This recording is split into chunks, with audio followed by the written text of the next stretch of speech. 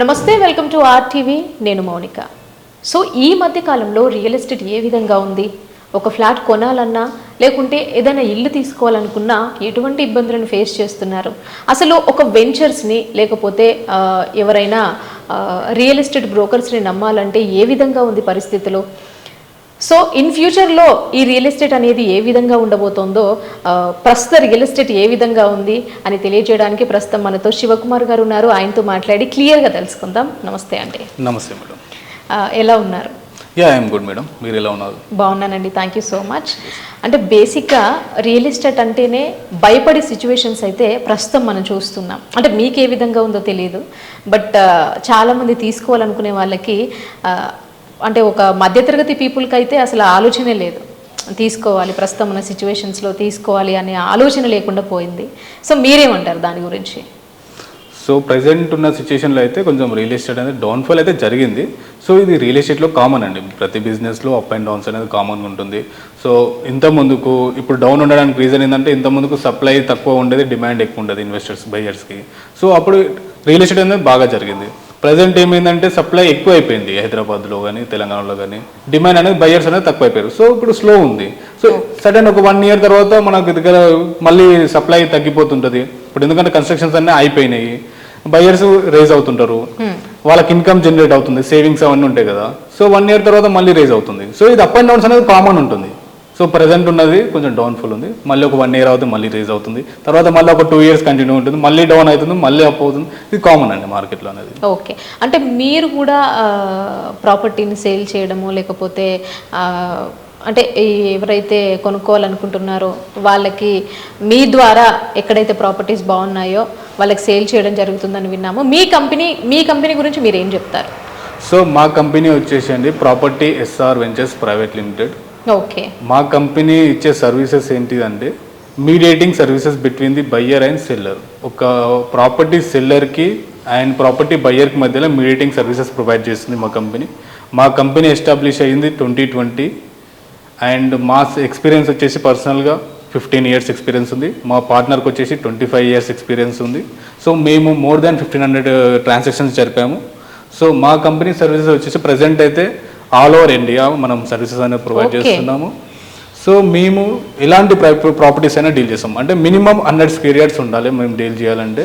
Minimum 100 square yards నుంచి extent up to large extent, ఎంత extent అయినా సరే మేము డీల్ చేస్తాం. అది ఇల్లు కానీ, విల్లాస్ కానీ, అపార్ట్మెంట్స్ కానీ, ప్లాట్స్ కానీ, ల్యాండ్స్ కానీ, ఏదైనా సరే. ఇది మా కంపెనీ యొక్క సర్వీసెస్ అండి.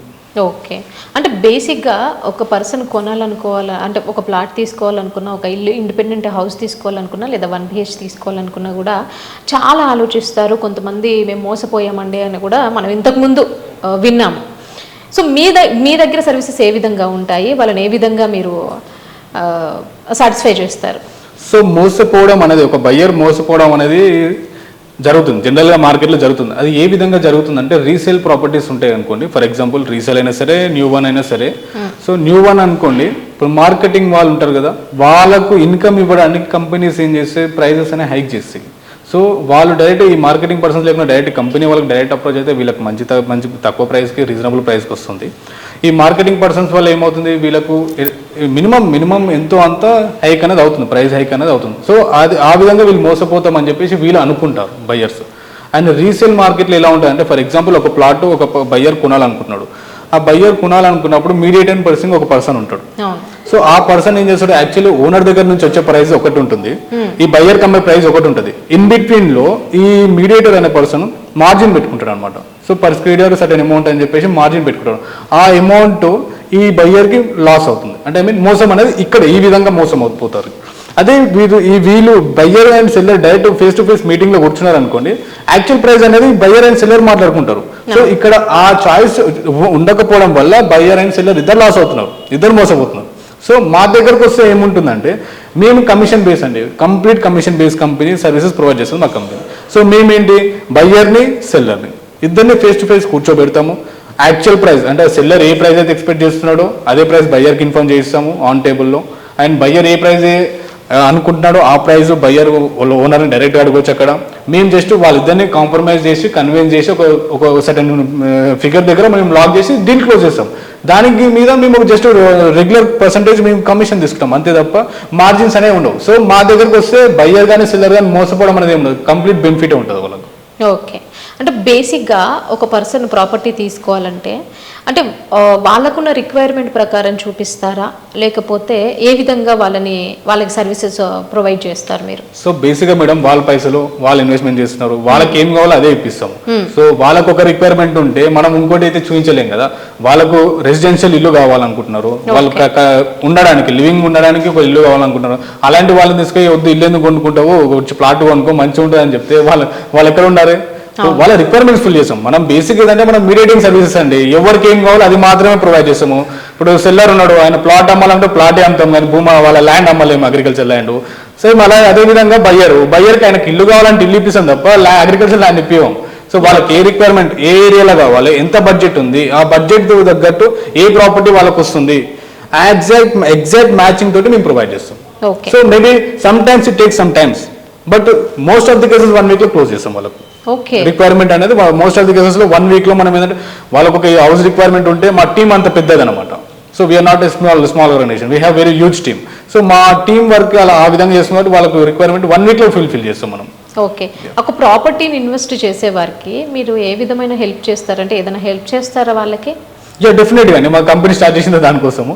సో మా సర్వీసెస్ మేము ఇన్వెస్టర్స్కి ఏ విధంగా హెల్ప్ చేస్తామంటే మనకు ఇక్కడ ఇన్వెస్టర్స్ అనేది 2 టైప్స్ ఉంటారండి. సో ఫస్ట్ థింగ్ వచ్చేసి రిక్వైర్మెంట్స్ ఫుల్ఫిల్ చేసుకోవడం, అంటే వాళ్ళకు కొన్ని ఆశలు ఉంటాయి అనమాట. సో మాకు ఇక్కడ ఒక ప్లాట్ కొని మా అమ్మాయికో మా అబ్బాయికో ఇన్ ఫ్యూచర్ లో ఇవ్వడానికి అనుకుంటారు. కొంతమంది ప్రజెంట్ ఇల్లు కట్టుకొని ఉండాలని అనుకుంటారు. కొంతమంది అపార్ట్మెంట్లో తీసుకొని రెంటల్ ఇన్కమ్ వస్తే బాగుండు మాకు అని చెప్పేసి, కమర్షియల్ ప్రాపర్టీ ఉంటే రెంటల్ ఇన్కమ్ వస్తుంది మాకు, ఏజ్ ఎక్కువ, కొంతమంది ఓల్డ్ ఏజ్ వాళ్ళు ఉంటారు. సో మాకు రిటైర్మెంట్ అయిపోయింది, రెంటల్ ఇన్కమ్ వస్తే బాగుండు అనే వాళ్ళు, ఇది ఒక టైప్ ఆఫ్ ఇన్వెస్ట్మెంట్. ఇంకోటి ఏంటిది లాంగ్ టర్మ్ ఇన్వెస్ట్మెంట్, అంటే పెట్టుబడికి లాభాలు, పెట్టుబడి పెడితే లాభాలు రావాలన్న వాళ్ళు ఒకలా ఉంటారు. వాళ్ళు కమర్షియల్ ప్రాపర్టీస్ ఇన్వెస్ట్మెంట్ చేయడం కానీ, లేదంటే లాంగ్ ఏరియాలో అంటే లాంగ్ హైదరాబాద్ సిటీకి దూరంలో ఒక ల్యాండ్ పైన ఇన్వెస్ట్మెంట్ చేయడం, అంటే నియర్ బై డెవలప్మెంట్స్ ఏవైతే ఉంటాయో ఆ ఏరియా చూసుకొని డెవలప్మెంట్ చూసుకొని ఇన్వెస్ట్మెంట్ చేసేవాళ్ళు. వీళ్ళకు మనం ఏంటంటే మా కంపెనీలో R&D research and development team ఉంటుందండి. సో ఇన్వెస్ట్మెంట్ అంటే ప్రాఫిట్స్ కోసం ఇన్వెస్ట్మెంట్ చేసే వాళ్ళకు మా R&D టీమ్ ఏదైతే ఏరియా సజెస్ట్ చేస్తుందో ఆ ఏరియాలో వాళ్ళు ఇన్వెస్ట్మెంట్ చేసినట్టయితే 100% ప్రాఫిట్స్ అండి. వాళ్ళు 50 రూపాయలు పెట్టుకుంటే 40 రూపాయలు మినిమం ప్రాఫిట్ చూపిస్తాం. అంటే certain period of lock period ఉంటుంది. అంటే ఇవాళ పెట్టగానే రేపే నాకు ప్రాఫిట్స్ కావాలంటే అది రాదు. సో హోల్డ్ చేసుకోవాలి, అట్లీస్ట్ ఒక 1 year అన్న 2 years అన్న హోల్డ్ చేసుకుంటే, ఫర్ ఎగ్జాంపుల్ 1 CR పెట్టి ఒక ల్యాండ్ 1 acre ల్యాండ్ కొంటే వాళ్ళకి డెఫినెట్గా 1.5 CR కి 1 year లో సేల్ చేసి చూపిస్తాం. 100%. అంటే మేము సజెస్ట్ చేసిన ఏరియాలో ఇన్వెస్ట్మెంట్ చేస్తేనే అది. మేము సజెస్ట్ చేసిన ఏరియా, ఒకవేళ మీరు సజెస్ట్ చేసిన ప్లేస్ లో అక్కడ రియల్ ఎస్టేట్ అనేది ఒకవేళ బాలేదనుకో, సో ఇలాంటి ఎవరైనా మీ ద్వారా తీసుకున్న వాళ్ళు మిమ్మల్ని ఎప్పుడైనా క్వశ్చన్ చేశారు? మాకు ఇంతవరకు ఆ సిచ్యువేషన్స్ రాలేండి, ఎందుకంటే మేము చాలా కేర్ఫుల్ గా మేము ఇన్వెస్ట్మెంట్ చేస్తుంటాము, చాలా కేర్ఫుల్గా మేము ల్యాండ్స్ అనేది ప్రొవైడ్ చేస్తుంటాము, చాలా కేర్ఫుల్గా మేము ఒక బయ్యర్ని ఏ విధంగా రిలేషన్ మెయింటైన్ చేయాలో ఆ విధంగా మెయింటైన్ చేస్తాం, సెల్లర్స్ని ఏ విధంగా మెయింటైన్ చేయాలో ఆ విధంగా. ఎందుకంటే ఇక్కడ సెల్లర్కి మంచి లాభాలు చూపిస్తాం, ఎందుకంటే వాళ్ళకు ఇక్కడ వాళ్ళ ప్రాపర్టీ ఏదైతే ఇన్వెస్ట్మెంట్ చేసారో వాళ్ళు మంచి ప్రైస్ కమ్మిస్తే వాళ్ళు మళ్ళీ మా దగ్గరనే ఇంకో దగ్గర ఇన్వెస్ట్మెంట్ చేస్తారు. బయ్యర్కి ఇక్కడ మంచి ప్రాపర్టీ ఇన్వెస్ట్మెంట్ చేయించినాం అనుకో, ఆయనకు ఒక 1 year 2 years మళ్ళీ అమ్మాలనుకుంటే మాకే చెప్తాడు కదా. సో అప్పుడు మళ్ళీ ఆయనకు మంచి లాభాలు చూపిస్తాము. అట్ ది సేమ్ టైం వాళ్ళు మళ్ళీ రీఇన్వెస్ట్మెంట్. ఇప్పుడు ఇన్వెస్ట్మెంట్ అనే వాళ్ళు ఏం చేస్తుంటారంటే ఒక దానికి కొని మళ్ళీ దాన్ని తీసేసి వాళ్ళకి బేసిక్ స్మాల్ రిక్వైర్మెంట్స్ ఏవైతే ఉంటాయో ఆ రిక్వైర్మెంట్ ఫుల్ఫిల్ చేసుకుంటారు. ఆ అమౌంట్ రిమైనింగ్ అమౌంట్ మళ్ళీ ఇన్వెస్ట్మెంట్ చేస్తారు. సో ఇలా ఇన్వెస్టర్స్ కి మనము మంచి లాభాలు చూపించుకుంటూ వచ్చినాం అనుకో, వాళ్ళకు డెఫినెట్ గా మా దగ్గరకు వస్తుంటారు, వాళ్ళకి మంచి లాభాలు చూపిస్తుంటాము. ఓకే, అంటే ఇప్పుడు మీలాంటి రియల్ ఎస్టేట్ పర్సన్స్ చాలా మంది ఉన్నారు. సో మిమ్మల్ని ఎందుకు నమ్మాలి ఒక వెంచర్ తీసుకునే పర్సన్? మీ దగ్గర ఉన్న బెనిఫిట్స్ ఏంటి అసలు? మంచి క్వశ్చన్ అండి. సో ఇక్కడ మార్కెట్లో కాంపిటీటర్స్ చాలా మంది ఉన్నారు, నెంబర్ ఆఫ్ మెంబర్స్ ఉన్నారు. మా దగ్గర తీసుకోవడానికి ఒక బెనిఫిట్ ఏంది, ఒక ఇన్వెస్టర్కి బెనిఫిట్ ఏంది, మా దగ్గర మా త్రూలో పర్చేజ్ చేస్తే బెనిఫిట్ ఏంది. మా త్రూలో పర్చేజ్ చేస్తే మేము ఒక 7 సర్వీసెస్ ఇస్తామండి మా ఇన్వెస్టర్కి. ఫస్ట్ థింగ్ వచ్చేసి డాక్యుమెంట్ వెరిఫికేషన్ మేమే చూసుకుంటాం. చాలా మందికి ఏంటంటే ఒక ప్రాపర్టీ కొనాలంటే డాక్యుమెంట్ వాళ్ళు ఒక ప్లాట్ కానీ ఇల్లు కానీ డాక్యుమెంట్ తీసుకొని లాయర్ దగ్గరికి వెళ్ళి చెక్ చేసుకొని అదంతా పెద్ద హెడ్ఏక్ ఉంటుంది వాళ్ళకు. సో ఇక్కడ వాళ్ళకి టెన్షన్ ఉండదు. మేమే డాక్యుమెంట్ వెరిఫికేషన్ మేమే చేస్తాం. మా కంపెనీ లాయర్స్ ఉంటారు, లీగల్ టీమ్ ఉంటుంది, వాళ్ళే చూసుకుంటారు. సెకండ్ థింగ్ ప్రాపర్టీ క్వాలిఫైయింగ్ అనేది ఏంటంటే డైమెన్షన్, అంటే డాక్యుమెంట్లో డైమెన్షన్లో ఒక రకంగా ఉంటుంది ప్రాపర్టీ డీటెయిల్స్, పొజిషన్లో అంటే లైవ్ పొజిషన్లో ఒక రకంగా ఉంటుంది కొన్ని ప్రాపర్టీస్. సో అవి కూడా మేము చెక్ చేస్తాం. దానికి ఏమైనా ప్రాబ్లమ్స్ సొల్యూషన్స్ ఏమైనా ఉంటే అవి కూడా మా కంపెనీ సొల్యూషన్స్ తీసుకుంటుంది. Third thing property clean. Open plots అనుకోండి, దాంట్లో చెట్లు కానీ ఏమైనా ఉంటే ల్యాండ్లో ఏమైనా చెట్లు అవి ఉంటే క్లీనింగ్ మా కంపెనీ చేపిస్తుంది. అండ్ ప్రాపర్టీ ఫెన్సింగ్ వేయం కానీ కడీలు వేస్తాం, ప్రాపర్టీ బౌండరీకి కడీలు వేస్తాం అనమాట, అదొకటి. అండ్ డాక్యుమెంట్ డ్రాఫ్టింగ్, ఇవన్నీ క్లియర్ అయిపోయిన తర్వాత మనము సేల్కి వెళ్ళే ముందు, రిజిస్ట్రేషన్కి వెళ్ళే ముందు కొత్త డాక్యుమెంట్ ట్రై చేపిస్తాం, ఆ చార్జెస్ కూడా మా కంపెనీ పెట్టుకుంటుంది. ఓకేనా. And fourth thing packers and movers కూడా ఇస్తుంటాం. ఓకేనా. ఒక బయ్యర్కి అండ్ సెల్లర్కి ఇద్దరికి లైఫ్ టైంలో ఎప్పుడన్నా ఒకసారి యూజ్ చేసుకోవచ్చు ఆ ప్యాకర్స్ అండ్ మూవర్స్. లేదు అంటే వాళ్ళు వేరే వాళ్ళకు కూడా రిఫర్ చేసుకోవచ్చు. దానికి ఒక లిమిట్ అనేది ఉంటుంది, అంటే బేస్డ్ ఆన్ ది డీల్, అంటే మనం చేసిన డీల్ పైన వాళ్ళ డిస్టెన్స్ పైన మనం క్యాల్కులేషన్ చేసి మనము ప్యాకర్స్ అండ్ మూవర్స్ అనేది లిమిటేషన్ ఇస్తాం. తర్వాత మోస్ట్ ఇంపార్టెంట్ అండి ఒక ఇన్వెస్టర్కి చాలా ఇంపార్టెంట్ ఇన్వెస్ట్మెంట్ సెక్యూరిటీ సర్టిఫికేట్. ఈ ఇన్వెస్ట్మెంట్ సెక్యూరిటీ సర్టిఫికేట్ వల్ల ఉపయోగం ఏంటంటే వాళ్ళు ఎక్కడైనా ప్రాపర్టీ ఇన్వెస్ట్మెంట్ చేసినట్టయితే ఫ్యూచర్లో ఎప్పుడైనా సరే ఆ ప్రాపర్టీ లీగల్గా కానీ ఇల్లీగల్గా కానీ మిస్ అయ్యే ఛాయిస్ ఉంటే, ఒకవేళ మిస్ అయిపోతే వాళ్ళు పెట్టిన ఇన్వెస్ట్మెంట్కి టెన్షన్ తీసుకోవాల్సిన అవసరం లేదు. మా కంపెనీ నుండి వాళ్ళ ఇన్వెస్ట్మెంట్ ఎంత అవుతుందో, ఆ ప్రాపర్టీ వాల్యూ ఎంత అవుతుంటుందో ప్రజెంట్ మార్కెట్ వాల్యూ, ఆ వాల్యూ అనేది మా కంపెనీ నుంచి పే చేస్తాము. దానికి లీగల్గా సర్టిఫికేట్ ఉంటుంది, డాక్యుమెంట్ ఉంటుంది, దానికి ఒక ప్రొసీజర్ ఉంటుంది. సో ఇది వాళ్ళకు ఇన్వెస్టర్ మా దగ్గర ఇన్వెస్ట్మెంట్ చేసిన వాళ్ళకి బెనిఫిట్. బ్లైండ్ కాదు, హైడ్రాల్ ఉందా, ఎల్పీ నెంబర్ వచ్చిందా, రేరా ఉందా, డిటిసిపి కాదా, ఇవన్నీ వాళ్ళకి అవసరం లేదు. ఇంకా అన్ని మీరు చూసుకుంటారు, అన్ని మేము చూస్తాం. మీ దగ్గర ఇన్వెస్ట్మెంట్ సర్టిఫికేట్ ఉంటే సరిపోతుంది సార్. బేసిక్ గా ఎవరైనా తీసుకునే వాళ్ళు ఇవన్నీ ఆలోచిస్తారు, అంటే గుడ్డిగా నమ్మేరు. మీరు ఎంత నిజాయితీగా ఉన్నా కూడా వాళ్ళకుండే డౌట్స్ వాళ్ళకు ఉంటాయి. బేసిక్గా ఇంతకు ముందు చూసుకుంటే ఇలాంటి కేసెస్ చాలా వచ్చాయండి. రియల్ ఎస్టేట్లో డబ్బులు పెట్టాము, పోగొట్టుకున్నాము, ఒక ఇల్లు కొనుక్కున్నాము, అది వేరే వాళ్ళ పేరు మీద రిజిస్టర్ అయి ఉంది.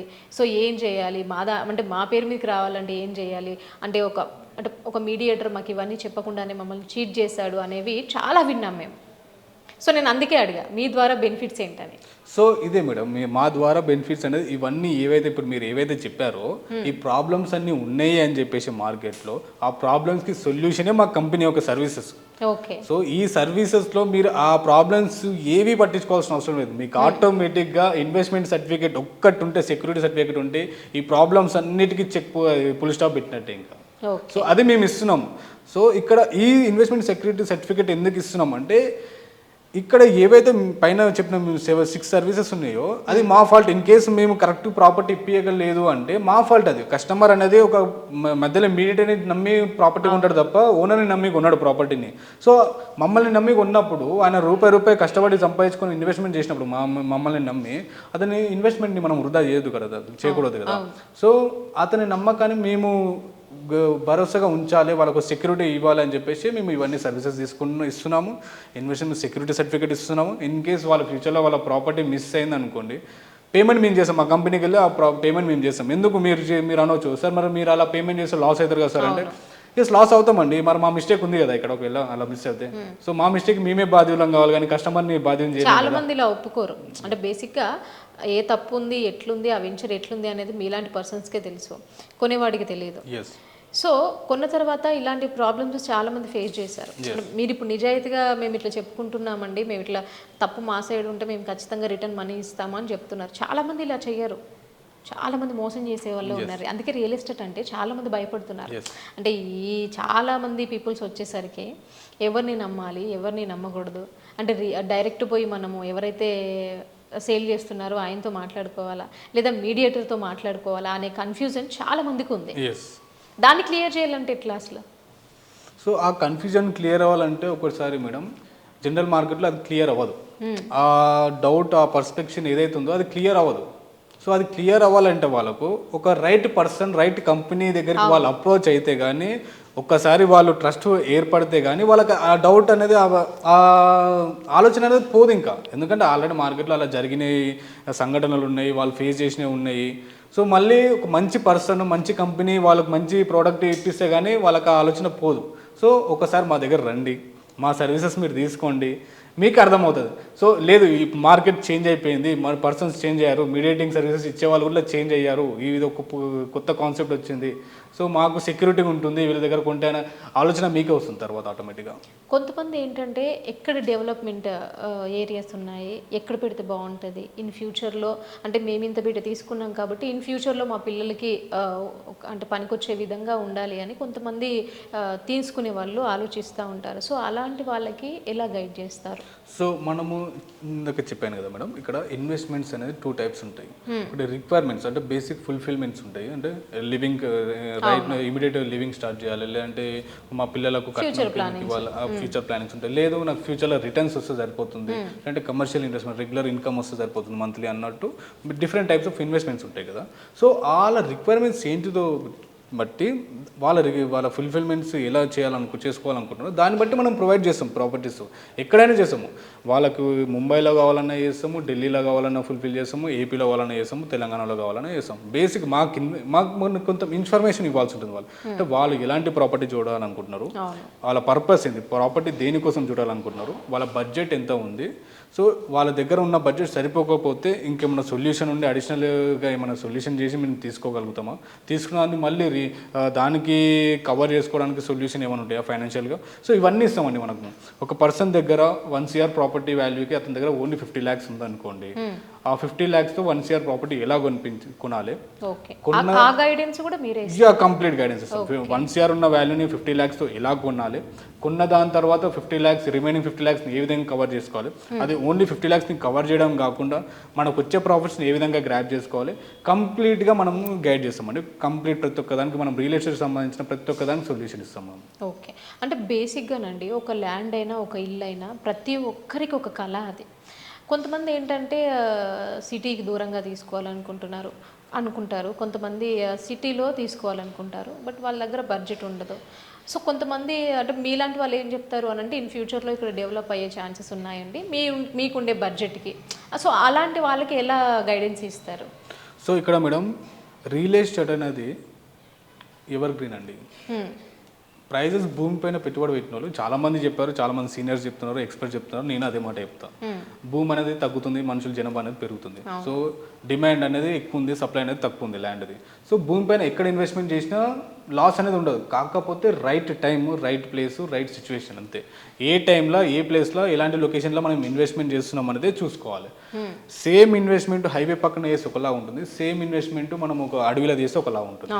సో ఇక్కడ గ్రోత్ అనేది వ్యారీ అవుతుంది. సో ఎప్పుడైనా సరే మనం ఒక ఇన్వెస్ట్మెంట్ చేసేటప్పుడు రెసిడెన్షియల్ ఏరియా గ్రోత్ ఎస్టాబ్లిష్ అవుతుంది చూసినా ఆ ఏరియాలో ఇన్వెస్ట్మెంట్ చేయాలి, అండ్ రోడ్ కనెక్టివిటీ ఈజీగా ఉంటుంది చూసినా ఆ ఏరియాలో ఇన్వెస్ట్మెంట్ చేయాలి, అండ్ ఎంప్లాయ్మెంట్ వచ్చే అవకాశాలు ఉంటుంది చూసినా ఆ ఏరియాలో ఇన్వెస్ట్మెంట్ చేయాలి. అలాంటి ఏరియాలో ఇన్వెస్ట్మెంట్ చేస్తే రెసిడెన్షియల్ ఏరియా పెరగడం వల్ల ఒకవేళ మనము లివింగ్ ఉండకపోయినా ఆ బిల్డింగ్లో రెంటల్స్ అని ఉంటారు. ఫస్ట్ థింగ్, రోడ్ అవైలబిలిటీ ఉంటే రెంటల్స్ వస్తారు మళ్ళీ, అండ్ ఎంప్లాయ్మెంట్ అక్కడ ఏరియాలో జనరేట్ అవుతుందంటే మళ్ళీ రెంటల్స్ వస్తారు. సో ఎటు పోయి ఒక రెసిడెన్షియల్ ఏరియాలో మనం ఇన్వెస్ట్మెంట్ చేస్తే దానికి ఇన్కమ్ వచ్చేసి రెంటల్ ఇన్కమే, అదర్ దెన్ దట్ ఏముండదు. ఎట్లా మన ప్రాపర్టీ వాల్యూ అనేది గ్రో అవుతూనే ఉంటుంది, పర్ ఎవ్రీ ఇయర్ గ్రో అవుతూనే ఉంటుంది, 1000, 5000, 10,000 గ్రో అవుతూనే ఉంటుంది. బట్ రెగ్యులర్ ఇన్కమ్ రావాలంటే అక్కడ ఈ టైప్ ఆఫ్ రెసిడెన్షియల్ ఏరియా అని అయి ఉండాలి, కనెక్టివిటీ ఈజీగా స్మూత్గా ఉండాలి, and job employment generate area అయ్యి ఉండాలి. ఇలాంటి ఏరియాలో ఇన్వెస్ట్మెంట్ చేస్తే డెఫినెట్గా గ్రోత్ అనేది సిటీలో అయినా ఎక్కడైనా సరే అండి, ఎక్కడ సిటీ అవుట్స్కట్ అనేది ఏమి ఉండదు. ఈ 3 మెయిన్ ఫ్యాక్టర్స్, ఈ 3 ఫ్యాక్టర్స్ చూసుకొని ఇన్వెస్ట్మెంట్ చేస్తే డెఫినెట్గా గ్రోత్ అనేది ఉంటుంది. బట్ ఎంత గ్రోత్ ఉంటుంది అనేది అక్కడ ఏరియాని బట్టి ఉంటుంది. అండ్ మీన్ ఒక్కొక్క ఏరియా ఒకలా ఉంటుంది. మనం హై క్లాస్ పీపుల్ ఉన్నారు అనుకోండి, అక్కడ కూడా స్పీడ్ ఉంటుంది అనమాట. అంటే every year 5,000, 10,000, 30,000 per square yard పెరుగుతూనే ఉంటుంది. కొంచెం ఎవరీ మిడిల్ క్లాస్ ఏరియా అలాంటి వాళ్ళు ఉన్నారనుకోండి తక్కువ పెరుగుతుంటుంది. అంటే అక్కడ ఎలా అంటే రెంట్ పే చేసే వాళ్ళు తక్కువ ఉంటారు. హై క్లాస్ ఏరియాలలో పర్ మంత్ రెంట్ వచ్చేసి 30,000, 40,000 పే చేయడానికి పెద్ద వరి ఉండదు వాళ్ళకు. సో మిడిల్ క్లాస్ ఏరియా ఉన్న దాంట్లో 5,000, 10,000 వరకే రెంట్ పే చేయగలుగుతారు. సో ఏరియా వైజ్గా మనకు గ్రోత్ అనేది ఉంటుంది అనమాట. సార్, హైడ్రా గురించి మీ ఒపీనియన్ ఏంటి? హైడ్రా వల్ల చాలా మంది సఫర్ అయ్యి రోడ్ల మీదకి వచ్చిన పరిస్థితులను అయితే మనం చూస్తున్నాము. సో దీని గురించి మీ అభిప్రాయం ఏంటి? సో హైడ్రా అనేది గవర్నమెంట్ ఏదైతే డెసిషన్ తీసుకుందో అది మంచి డెసిషనే, కాకపోతే వాళ్ళకు ఎవరైతే హైడ్రా బాధితులు ఉన్నారో వాళ్ళకు కొంచెం టైం ఇవ్వడం కానీ దానికి ఒక ఆల్టర్నేట్ ప్రికాషన్స్ ఆల్టర్నేట్ డెసిషన్స్ ఏమైనా తీసుకొని వాళ్ళకి టైం ఇవ్వడం కొంచెం ఇస్తే బాగుండు అనేది నా ఒపీనియన్. కాకపోతే దానివల్ల చాలామంది సఫర్ అయిన వాళ్ళు చాలామంది ఉన్నారు. ఇక్కడ మెయిన్ రీజను గవర్నమెంట్ కాదండి, గవర్నమెంట్ వాళ్ళకి యాంటీ కాదు. Government is right, always government is right. కానీ ఇక్కడ వాళ్ళకి ఎవరైతే ఇప్పించారో ప్రాపర్టీస్ వాళ్ళది మెయిన్ మిస్టేక్ ఇక్కడ. సో కొనేవాళ్ళు కూడా వాళ్ళ రెప్యుటేషన్ ఏంది, వాళ్ళు ఏం చేస్తున్నారు, వాళ్ళ సర్వీసెస్ ఏమేమి ప్రొవైడ్ చేస్తున్నారు అది కూడా చూసుకొని కొనాలి కదా. కొన్ని బయర్స్ కూడా ఇక్కడ బయర్స్ మిస్టేక్ కూడా ఉంటుంది, బ్లైండ్గా కొంటారు. ఒక ప్రాపర్టీ ఉందని గేటెడ్ కమ్యూనిటీ ఉంది అది ఉందని బ్లైండ్గా వెళ్ళుకుంటారు. వాళ్ళ రెప్యుటేషన్ చెక్ చేసుకోరు. ఆ ప్రాపర్టీ వాల్యూ, ఆ ప్రాపర్టీ డీటెయిల్స్, 50 ఏళ్ళ చరిత్ర ఏంటిది, అసలు ఎందుకంటే 50 ఏళ్ళ కింద మన ల్యాండ్ ఎలా ఉండే, మన క్రమంగా ఏ విధంగా జరుగుకుంటూ వచ్చింది ఆ ల్యాండ్, ప్రజెంట్ ఎలా ఉంది, 10 years బ్యాక్ ఇవన్నీ చూసుకోవాలి. చూసుకుంటే అప్పుడు హైడ్రా FTL ఉందా, బఫర్లు ఉందా, నాలానా, చెరువా, కుంటానా ఏందనేది తెలుస్తుంది మనకు. ఇవన్నీ చూడకుండా ఒక మీడియేటర్ చెప్పాను కదా అని చెప్పేసి బ్లైండ్గా వెళ్ళి ఇన్వెస్ట్మెంట్ చేస్తే ఇలాంటి ప్రాబ్లమ్స్ ఫేస్ చేయక తప్ప. అంటే జనాలు కూడా సార్ ఏంటంటే ఒక 10 రూపాయలు తక్కువ వస్తున్నాయి అని అంటే అరే మాకు ఒక ఇల్లు ఉంటుంది కదా, సో అది దూరమైనా దగ్గరైనా మా పిల్లలకంటూ మాకంటూ సొంతంగా ఇల్లు ఉంటుంది కదా అనే ఆలోచనలతో కొనుక్కొని ఉంటారు. కానీ ఈ మీలాంటి ఎవరైతే ఇప్పించే వాళ్ళు మీడియేటర్స్ ఉంటారో ఆ పర్సన్స్ కూడా పాపం వాళ్ళ సిచ్యువేషన్ అర్థం చేసుకోవాలి. ఎప్పుడు అంటే ఇది ఇక్కడ ఎట్లయిపోయిందంటే స్వార్థం. సో మీరు కొనుక్కునేటోళ్ళు ఎట్లయినా పర్లేదు, ఇప్పుడు మన హైడ్రాలు చూస్తుంది మనం అదే కదా. ఇప్పుడు వాళ్ళకు కూడా ఏవైతే ఇలాంటి పరిస్థితులు ఉంటాయండి, లేకపోతే ఇట్లా ఫేస్ చేయాల్సి వస్తుంది అని అంటే అంత పెట్టి వాళ్ళు కొనుక్కోరు కదా. సో పాపం వాళ్ళను కూడా దృష్టిలో పెట్టుకొని ఇలా చేయకుండా ఉంటే బెటర్ కదా. సో అంటే మీరేమనుకుంటున్నారు ఈ మీడియేటర్స్ గురించి? మీడియేటర్స్ గురించి నేను ఏమంటున్నానంటే, సో చాలామంది ఇన్వెస్టర్స్ వాళ్ళు కంపెనీని నమ్ము, కంపెనీ యొక్క ప్రాజెక్ట్స్ని నమ్ము రారండి. ఈ మీడియేటర్స్ ఎవరైతే ఇప్పిస్తారో వాళ్ళని నమ్మి వస్తారు, వాళ్ళ మీద ట్రస్ట్ ఉంచుకొని వస్తారు. సో ఎవరైతే మీడియేటింగ్ చేస్తున్నారో ప్లీజ్ మీరు ఆ ప్రాపర్టీస్ ఏదైతే ఒక కస్టమర్కి ప్రాపర్టీ ఇప్పించాలంటారో దాని గురించి ఫుల్ ఫ్లెజ్గా ఇన్ఫర్మేషన్ తీసుకోండి.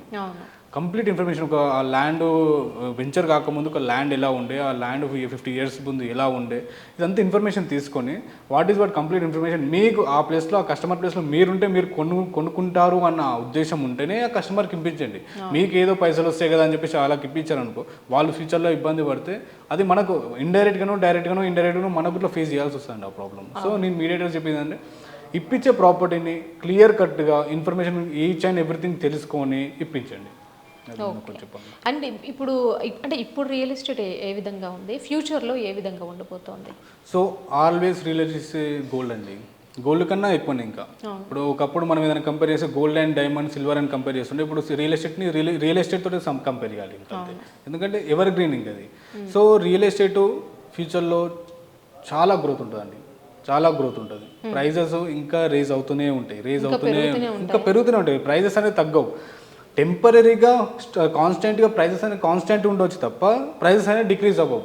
డిక్రీజ్ ఎలా అవుతాయి అంటే డిపెండ్స్ ఆన్ కస్టమర్, ప్రాపర్టీ ఓనర్ని బట్టి డిక్రీజ్ అవుతుంది. అంటే వాళ్ళకు అత్యవసరం ఉండి ఎమర్జెన్సీ రిక్వైర్మెంట్ ఉంటే తప్ప ఆయన మార్కెట్ వాల్యూ కంటే తక్కువ అమ్ముతారు తప్ప, లేదంటే ఎవరు అమ్మరండి. ఒక ప్రాపర్టీ పైన ఇన్వెస్ట్మెంట్ చేస్తున్నామంటే ప్రాఫిట్ కోసమే కదా. డెఫినెట్గా 10 రూపాయలు పెడుతున్నామంటే మనకు 50 రూపాయలు వస్తాయన్న ఆలోచనతోనే ఇన్వెస్ట్మెంట్ చేస్తాము. 10 రూపాయలకు కొన్నవాడు 8 రూపాయలకు అమ్మలేడు కదా. సో 10 రూపాయలకు కొన్నాడు 12 రూపాయలకు అమ్ముతారు, 12 కొన్నాడు 14 అమ్ముతారు, 14 కొన్నాడు, ఈ విధంగా ఇంక్రీజ్ అవుతుంది పెరుగుతూనే ఉంటుంది. కాబట్టి డెఫినెట్గా తగ్గదు కదా, ప్రాపర్టీ వాల్యూ అయితే తగ్గదు.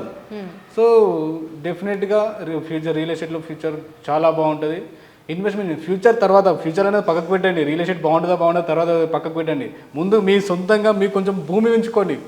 రాను అది కూడా దొరకదండి. ఇప్పుడున్న కాంపిటీషన్లో భూమి కూడా ఉండదు. మన సొంతంగా మన ఇల్లు సొంతంగా ఒక 100 గజాలు ఇల్లు కట్టుకోవడానికి కూడా భూమి దొరకదు. అంత రేటు పెరుగుతాయి రానున్న రోజుల్లో ఖచ్చితంగా అంత భూమి అవుతుంది. సార్ సొంతింటి కళ అనేది ప్రతి ఒక్కరి కళ.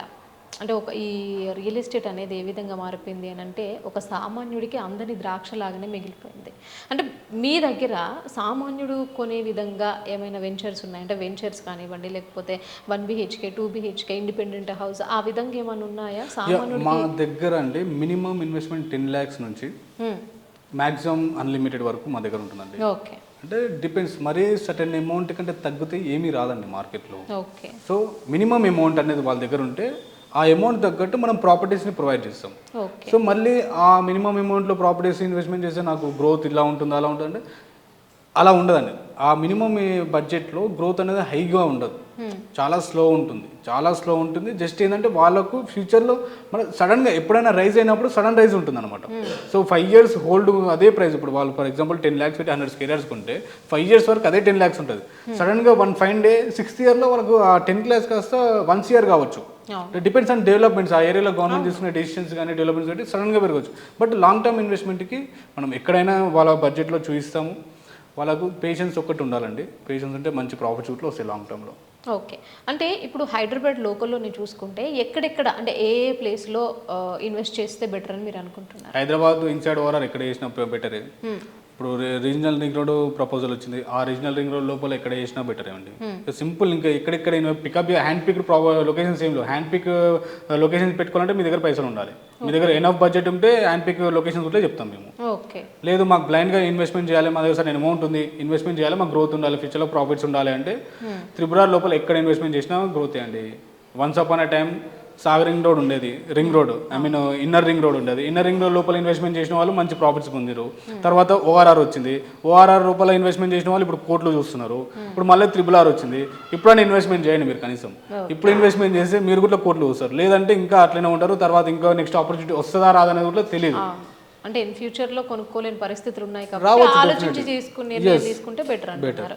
ఒకవేళ హైదరాబాద్లో కాకుండా సార్ ఇంకెక్కడైనా తీసుకోవాలనుకుంటే ఏ ప్లేసెస్ బెటర్ అని మీ ఒపీనియన్? ఇప్పుడు ప్రజెంట్ మన హైదరాబాద్ ఇన్సైడ్ ఓఆర్ఆర్ కాకుండా అవుట్ సైడ్ ఓఆర్ఆర్ అయితే శ్రీశైలం హైవే బెటర్ అండి. Okay, Srisailam highway up to Amangal వరకు ఎక్కడైనా ఇన్వెస్ట్మెంట్ చేయొచ్చు. సాగర్ హైవేలో ఇన్వెస్ట్మెంట్ చేయొచ్చు, షాద్నగర్ హైవేలో ఇన్వెస్ట్మెంట్ చేయొచ్చు, ముంబై హైవేలో ఇన్వెస్ట్మెంట్ చేయొచ్చు అండి. ఓకే, ఈ 4 highwaysలో ఎక్కడ ఇన్వెస్ట్మెంట్ చేసినా మంచి ప్రాఫిట్స్ ఉంటాయి, మంచి గ్రోత్ ఉంటుంది ఇన్వెస్ట్మెంట్కి. అంటే సార్ మీ సర్వీసెస్ ఆఫ్లైన్ ద్వారానా ఆన్లైన్ ద్వారా ఇస్తారా? సో మా సర్వీసెస్ ఆఫ్లైన్ అండ్ ఆన్లైన్ ఉంటాయి మేడం. ప్రజెంట్ అయితే మనం ఆఫ్లైన్లో ప్రొవైడ్ చేస్తున్నాము. మా మొబైల్ అప్లికేషన్ ఏప్రిల్లో లాంచింగ్ ఉంది, ఆఫ్టర్ 15th లాంచింగ్ ఉంది. వన్స్ మొబైల్ అప్లికేషన్ లాంచ్ అయిన తర్వాత మనం కంప్లీట్ ఆన్లైన్ సర్వీసెస్ ఉంటుంది అండ్ ఆఫ్లైన్ సర్వీస్ ఒకటి ఉంటాయి. అంటే complete online in the sense digital platform అంటే మీరు ప్రాపర్టీ సేల్ చేయడానికి, మీరు ప్రాపర్టీ ఫైండ్ చేయడానికి మాత్రమే మా డిజిటల్ ప్లాట్ఫామ్ ఉపయోగపడుతుంది. తర్వాత వాట్ ఈస్ దాని బ్యాక్గ్రౌండ్ వెరిఫికేషన్, లీగల్ వెరిఫికేషన్ కానీ, డాక్యుమెంట్ డ్రాఫ్టింగ్ కానీ కంప్లీట్ మేము ఫిజికల్గా ఇన్వాల్వ్ అయ్యి ఉంటాము. ఆఫ్లైన్ సర్వీస్ కూడా ఉంటుంది, online plus offline services both are involved in our services అండి. సో ఇక్కడ ఆన్లైన్ వల్ల ఏంటంటే మీకు ఈజీగా మీ ప్రాపర్టీని ప్రమోట్ చేసుకోవచ్చు మా త్రూలో. అంటే మా వరకు ఆఫ్లైన్ త్రూలో చెప్పాలంటే so it's take long time. ఇప్పుడు మీ ప్రాపర్టీ పైన మేము వర్క్ చేయాలంటే ఆఫ్లైన్ త్రూలో చాలా టైం పడుతుంది. సో ఆన్లైన్ త్రూలో ఏంటంటే మీ ప్రాపర్టీస్ ఎక్కడ ఉన్నా సరే, ఇండియాలో ఎక్కడ ఉన్నా సరే, వరల్డ్లో ఎక్కడ ఉన్నా సరే మీ ప్రాపర్టీని మాకు రిఫర్ చేస్తే మేము వర్క్ చేస్తాం దానిపైన. సో అండ్ మీరు ఎక్కడైనా ప్రాపర్టీ రిక్వైర్మెంట్ ఉంటే దాంట్లో ఆ ప్రాపర్టీస్ లిస్ట్ అయిన దాంట్లో మీరు చూస్ చేసుకుంటే ఆ ప్రాపర్టీ పైన మేము కంప్లీట్ వర్క్ చేసి మీకు చూపిస్తాం. ఇక్కడ మా యాప్లో ఏవైతే ప్రాపర్టీస్ మేము డిస్ప్లే చేస్తామో ఆ ప్రాపర్టీస్ మేము కంప్లీట్గా వెరిఫై చేసిన తర్వాతనే, వెరిఫై ఇన్ ది సెన్స్ ఏంటిది, legal verification, document legal verification, property qualified అంటే పొజిషన్లో ప్రాపర్టీ క్లియర్గా ఉందా లేదా పొజిషన్, ఇవన్నీ చూసిన తర్వాతనే మా యాప్లో ప్రాపర్టీ లిస్ట్ అయ్యిందంటే బ్లైండ్గా ఇన్వెస్ట్మెంట్ చేయొచ్చు దానిపైన. సో ఆ విధంగా మేము ప్రొవైడ్ చేస్తాం. అండ్ ఆఫ్లైన్ సర్వీసెస్ ఏంటంటే వన్స్ వాళ్ళు ప్రాపర్టీ చూస్ చేసిన తర్వాత వాళ్ళంతా వాళ్ళు వెళ్ళి చూసుకోవడము, డైరెక్ట్ వాళ్ళు ఓనర్ తోటి మాట్లాడడం, ఇవంతా ఏముండదండి. మేము మా ఏజెంట్స్ ఉంటారు, మా సేల్స్ డిపార్ట్మెంట్ ఉంటుంది, వాళ్ళు ప్రాపర్టీ చూస్తారు, క్లియర్గా మీకు ఎక్స్ప్లెయిన్ చేస్తారు, ప్రాపర్టీ గురించి ఎక్స్ప్లెయిన్ చేస్తారు. అక్కడ డెవలప్మెంట్స్ ఏముంటాయి అంటే తెలియదు కదా, కొంతమంది తెలిసి ఉంటే కొంతమంది తెలియదు. చూసుకోవచ్చు, డైరెక్ట్గా చూసుకోవచ్చు. అండ్ మా పర్సన్స్ వెళ్ళి మీకు ఎక్స్ప్లెయిన్ చేస్తారు నియర్ బై డెవలప్మెంట్స్ ఏముంది, అక్కడ ఇన్వెస్ట్మెంట్ చేసి మీకు బెనిఫిట్ ఏంటిది, అండ్ అక్కడ ఆ ప్రాపర్టీ కొనడం వల్ల మీరు ఏ విధంగా ఉపయోగించుకోవచ్చు, ఒకవేళ దానిపై రెంటల్ ఇన్కమ్ దానిపైన ప్రాఫిట్ జనరేట్ చేసుకోవాలంటే ఏ విధంగా చేసుకోవచ్చు, ఇవన్నీ మనం కంప్లీట్గా గైడెన్స్ ఇస్తామండి మనం ఆఫ్లైన్లో.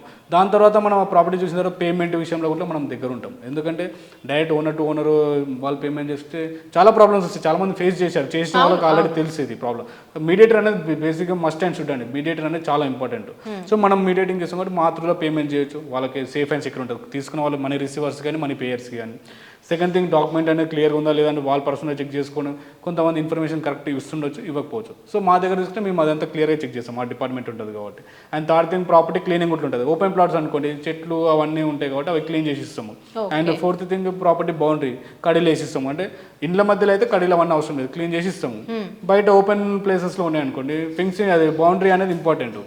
ఎందుకంటే సరిహద్దులు జరుగుతుంటాయి అని చెప్పేసి మనం ఫెన్సింగ్ కాదు కడీలు వేసిస్తాము. ఓపెన్ ఫ్లాట్ అపార్ట్మెంట్లో ఫ్లాట్ కానీ ఇండిపెండెంట్ హౌసెస్ కానీ అనుకోండి, మనం క్లీనింగ్ చేసి ఇస్తాం. Water wash and soap water wash తోటి మా డిపార్ట్మెంట్ క్లీన్ చేసి ఇస్తుంది ప్రాపర్టీ మీకు. ప్రతి ఒక్కటి కూడా మీరు చూసుకొని మీరంతా క్లియరెన్స్ ఇచ్చి ఎవరైతే తీసుకోవాలనుకుంటున్నారో వాళ్ళకి చేస్తారు. ఈచ్ అండ్ ఎవ్రీథింగ్ మనము వాళ్ళకు ప్రాపర్టీ చూపించినప్పటి నుండి రిజిస్ట్రేషన్ అయిపోయిన తర్వాత వాళ్ళకు న్యూ డాక్యుమెంట్ డోర్ డెలివరీ వరకు మేము ఇన్వాల్వ్ అయ్యే ఉంటాము. ప్రతి ఒక్క దాంట్లో మీకు ఎలాంటి ప్రాబ్లం రాకుండా మేము చూసుకుంటాం. ఇన్వెస్టర్కి కానీ సెల్లర్కి కానీ బయ్యర్కి కానీ మేము ట్రాన్స్పరెంట్గా ఉండాలి, ఎలాంటి ప్రాబ్లం ఫేస్ చేయకూడదు.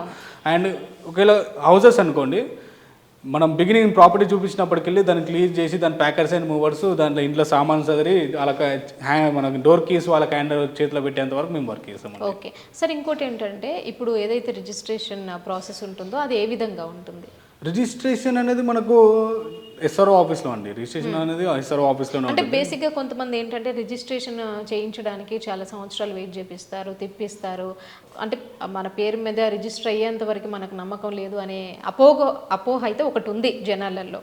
సో దాన్ని ఏ విధంగా మీరు క్లియర్ చేస్తారు? సో మీరు ఇప్పుడు ఏదైతే క్వశ్చన్ అడిగారో చాలా టైం పడుతుంది రిజిస్ట్రేషన్ కదా అనేది. సో అది మేబీ న్యూ వెంచర్స్లలో న్యూ సేల్స్కి అది ప్రాబ్లం రావచ్చు. సో మన దగ్గర మేము మార్కెటింగ్ చేయం కాబట్టి మనకు అంత క్లియరెన్స్, రిజిస్ట్రేషన్, ఎల్పీ నెంబర్ అంతా ఉన్నాయి మేము చూసుకుంటాం. సో మీ దగ్గర ఫుల్ అమౌంట్ ప్రాపర్టీ కంటే ఫుల్ అమౌంట్ ఎప్పుడు ఉంటుందో అప్పుడు మేము రిజిస్ట్రేషన్ చేపిస్తాం. ఇవాళ మీరు 25 ఫర్ ఎగ్జాంపుల్ 1 CR ప్రాపర్టీ అనుకోండి, 25 lakhs ఇవాళ కట్టారు, రిమైనింగ్ 75 lakhs ఒక డేట్ నాడు కడతా అంటారు. ఆ డేట్ నాడు మీకు రిజిస్ట్రేషన్ చేయించేస్తాం. మీ దగ్గర మనీ ఎప్పుడు రెడీ ఉంటే అప్పుడు రిజిస్ట్రేషన్ అంతే. మా దగ్గర మాది డిలే ఏమి ఉండదు. డిలే ఉంటే కస్టమర్స్దే డిలే ఉంటుంది తప్ప మా సర్వీసెస్కి డిలే ఉండదు ఏది. Okay, thank you so much అండి. బేసిక్గా ఇట్లా ఈ వెంచర్స్ ఇంత బాగా ఎక్స్ప్లెయిన్ చేసి మా దగ్గర క్లిస్టర్గా ఒక వెంచర్ ఉంది, లేకపోతే ఒక ఫ్లాట్ ఉంది, మేము అంటే బయ్యర్కైనా సేలర్కైనా ఎవరికైనా కూడా క్లియర్గా ఉంటాము అని ఎక్స్ప్లెయిన్ చేస్తున్నారు. తీసుకోవాలనుకునే ప్రతి ఒక్కరు కూడా మీలాంటి వాళ్ళని అప్రోచ్ అయితే ఎలాంటి సమస్యలు రావు. And thank you so much. Thank you.